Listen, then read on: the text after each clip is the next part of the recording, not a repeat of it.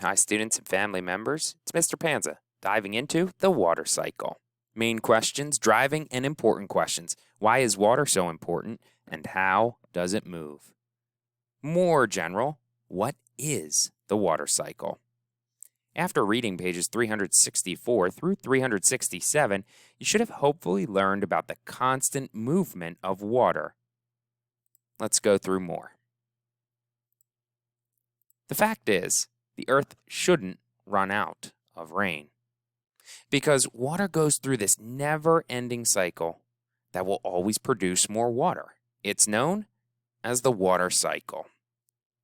Water is always on the move throughout our environment. If you think back, water is an abiotic factor in our ecosystem, or non-living, but it's an important one, and it helps all living things live.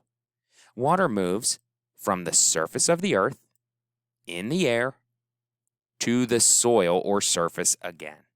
This is the never-ending cycle known as the water cycle, and it's all driven by the sun. The sun's heat, the sun's energy, forces these three things to happen over and over again. More specifically, there are three parts of the water cycle: evaporation, condensation, and precipitation. Evaporation is the process by which liquid water changes into a gas. The gas is known as water vapor and can come from large oceans, lakes, as well as small ponds or puddles, or from the skin that is on our body when we sweat. That water changes into a gas in the form of evaporation water vapor and is no longer technically water anymore. When that water vapor rises into the air, it condenses. That's when the gas cools and changes from a gas back into water or a liquid. Water condenses around little dust particles in the air, and those dust particles make up the clouds that we see in the sky. Finally, when those clouds get too heavy, water droplets joining together fall back down to the earth. And depending on the temperature of the atmosphere and the air, it can fall as rain, snow, sleet, or hail. We'll talk about these forms of precipitation later on in this chapter. Think about pollution.